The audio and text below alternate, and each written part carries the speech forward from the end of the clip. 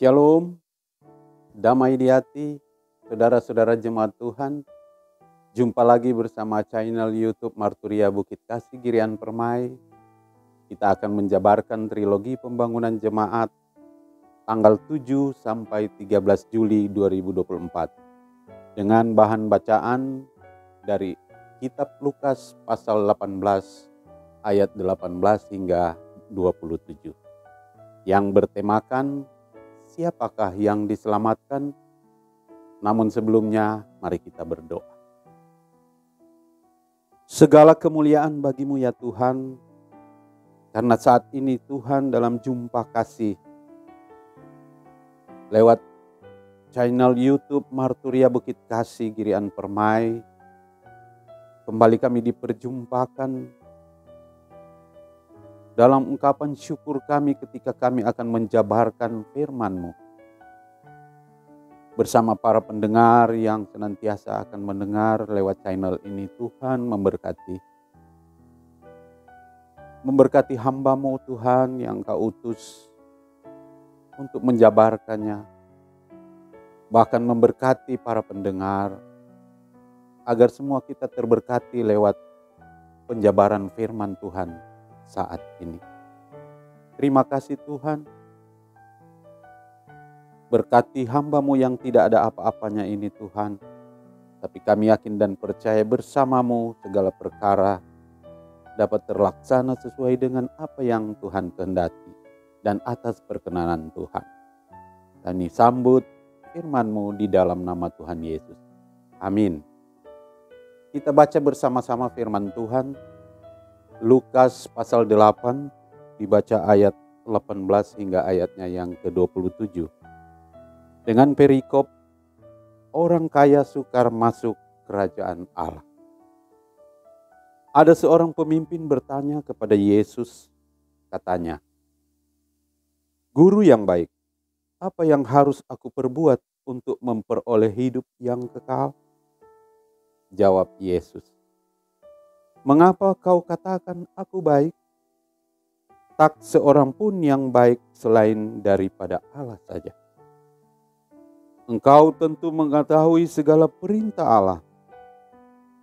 Jangan berzina, jangan membunuh, jangan mencuri, jangan mengucapkan saksi dusta, hormatilah ayahmu dan ibumu." Kata orang itu, "Semuanya itu telah kuturuti sejak masa mudaku." Mendengar itu Yesus berkata kepadanya, "Masih tinggal satu hal lagi yang harus kau lakukan. Jualah segala yang kau miliki dan bagi-bagikanlah itu kepada orang-orang miskin. Maka engkau akan beroleh harta di sorga. Kemudian datanglah kemari dan ikutlah aku." Ketika orang itu mendengar perkataan itu, ia menjadi amat sedih, sebab ia sangat kaya. Lalu Yesus memandang dia dan berkata, "Alangkah sukarnya orang yang beruang masuk ke dalam kerajaan Allah. Sebab lebih mudah seekor unta masuk melalui lubang jarum daripada seorang kaya masuk ke dalam kerajaan Allah." Dan mereka yang mendengar itu berkata, "Jika demikian, siapakah yang dapat diselamatkan?" Kata Yesus, "Apa yang tidak mungkin bagi manusia, mungkin bagi Allah."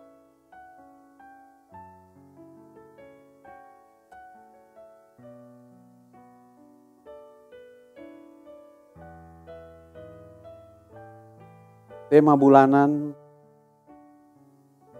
saksikan dan kabarkan Injil baik atau tidak baik waktunya. Dengan tema mingguan, siapakah yang diselamatkan? Alasan pemilihan tema. Apakah saudara yakin sudah diselamatkan? Pertanyaan ini mewakili polemik tentang siapa yang dapat selamat. Tema siapakah yang diselamatkan menjadi sebuah perenungan di tengah realitas pertentangan. Ada yang beranggapan keselamatan adalah hasil usaha dan upah dari perbuatan amal. Orang bisa selamat karena mengumpulkan perbuatan baik. Di sisi lain, kekayaan dipandang sebagai ukuran keselamatan. Orang kaya pasti selamat. Ada juga yang mengukur keadaan selamat berdasarkan kenikmatan atau hedonisme. Pemikiran-pemikiran ini memberi pengaruh dalam kekristenan.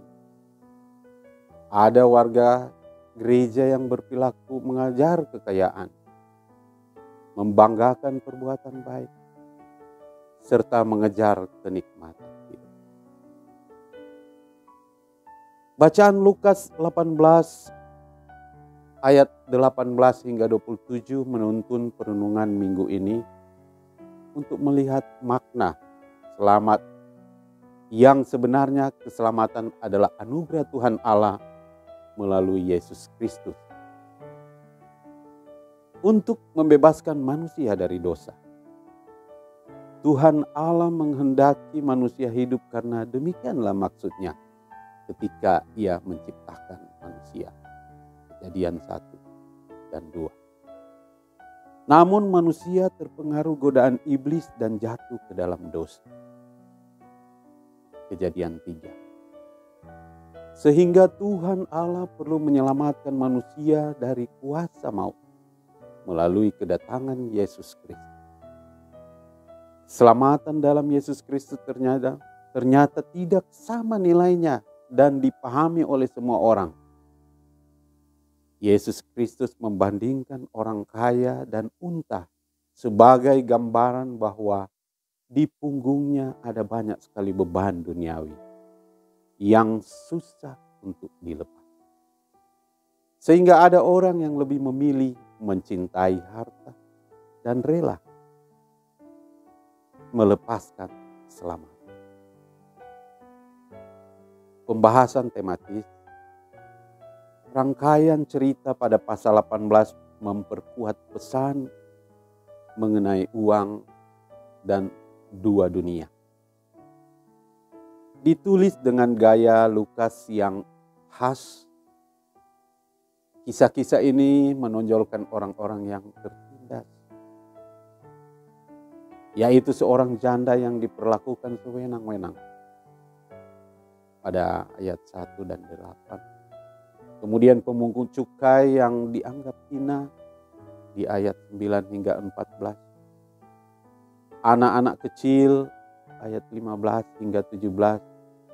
Seorang pengemis buta ayat 35 sampai 43. Kemudian tampillah seorang pemimpin kaya. Ini bisa berarti ia adalah pemimpin sinagoga, Yahudi, orang Farisi, atau anggota mahkamah agama. Ia bertanya kepada Yesus, "Guru yang baik, apa yang harus aku lakukan untuk memperoleh hidup yang kekal?" Ia tampaknya memiliki keinginan tulus untuk hidup benar di hadapan Tuhan Allah. Ia mencari petunjuk Yesus Kristus sebagai guru yang mengajar mengenai tindakan yang harus dilakukannya untuk mendapatkan hidup kekal. Orang kaya ini memahami Yesus Kristus sebagai guru tidak hanya memiliki tugas ilahi, namun juga memiliki kebaikan ilahi. Tuhan Yesus merespon, "Mengapa kamu menyebut aku baik? Tidak ada yang baik kecuali Allah."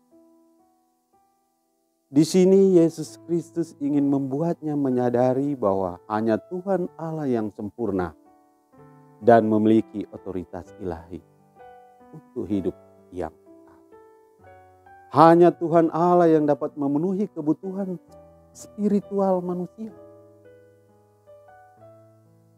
Pemimpin muda itu kemudian mengklaim bahwa ia telah mengikuti semua perintah Tuhan Allah.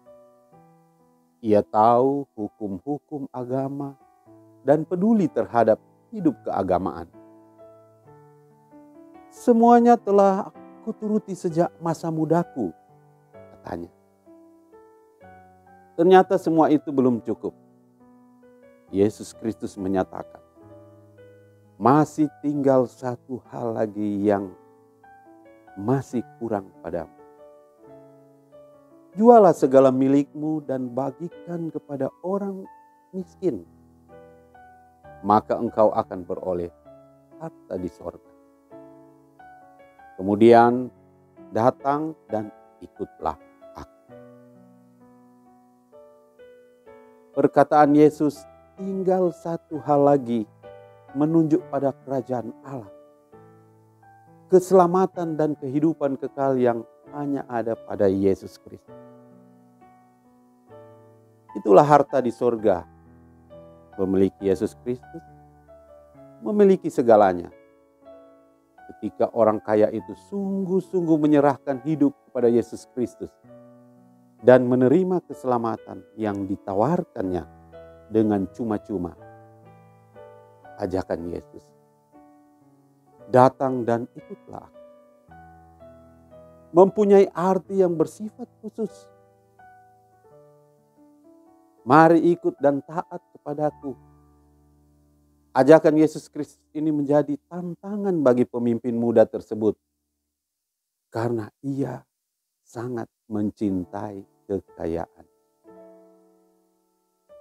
Pemuda itu menjadi amat sedih di ayat 23. Ketika mendengar perkataan Yesus Kristus, muncul konflik antara cinta terhadap harta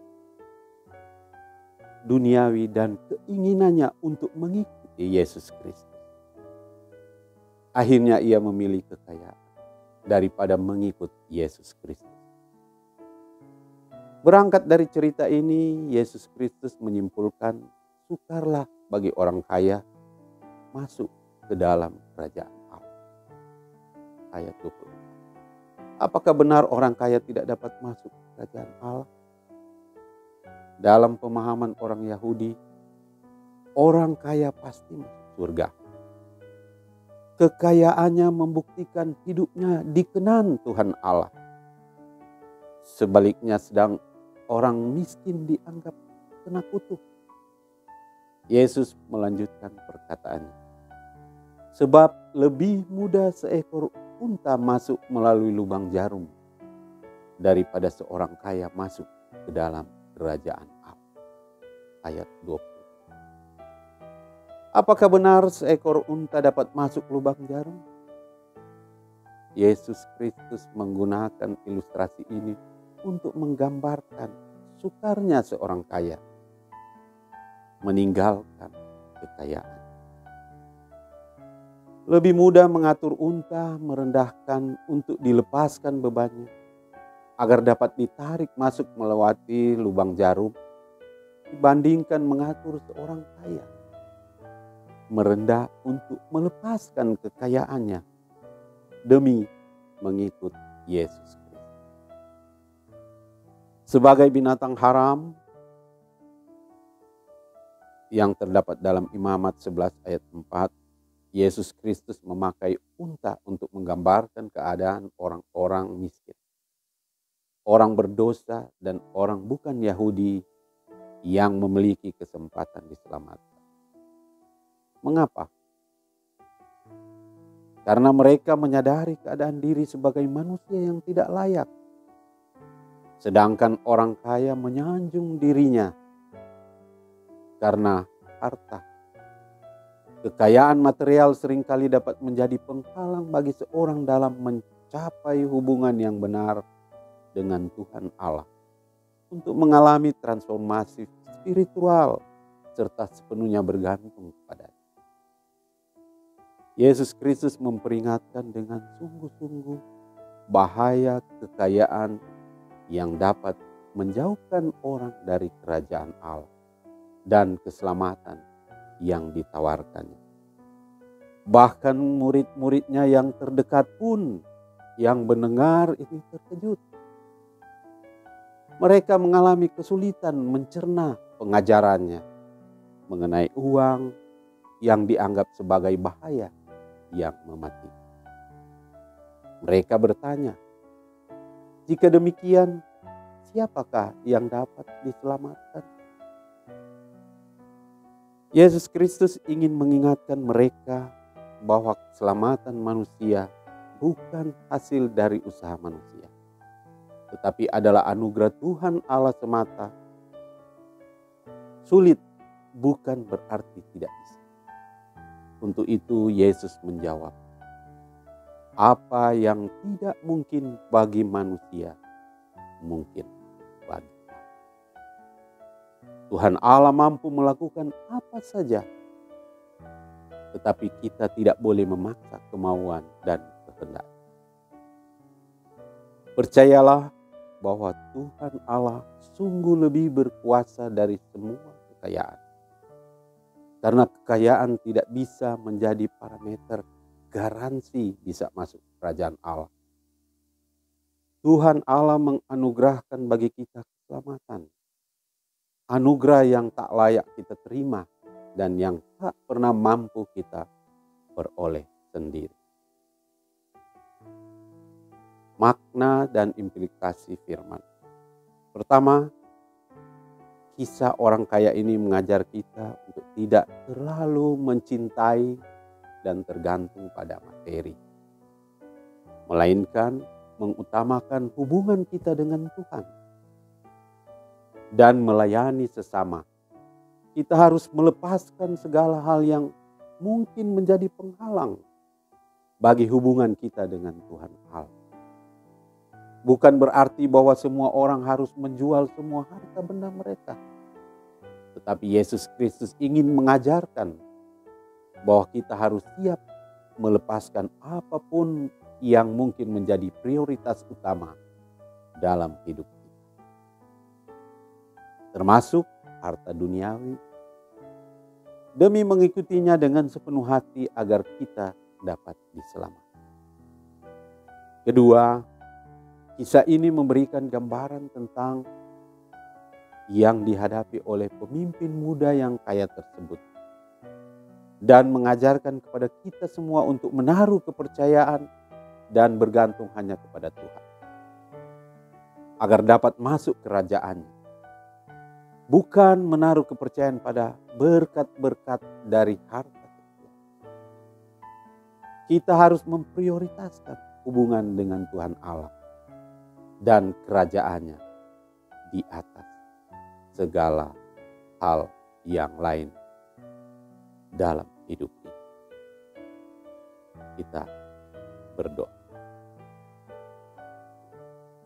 Kami bersyukur Tuhan, karena saat ini kami dimampukan untuk menjabarkan firman Tuhan. Bahkan kami diberkati lewat mendengar, lewat channel YouTube Marturia, Gemim Bukit Kasih Girian Permai. Terberkati semua kami Tuhan. Untuk itu kami mengundang Engkau melalui Roh Kudus akan senantiasa menyertai kami, memampukan kami, mengawali setiap langkah juang kami dalam hidup kami, di berbagai tugas dan aktivitas kami. Terima kasih Tuhan untuk saat ini atas berkat-Mu, berkat firman yang hidup, atas jumpa kasih ini Tuhan. Di dalam nama Tuhan Yesus kami berdoa. Amin. Demikian Tuhan memberkati.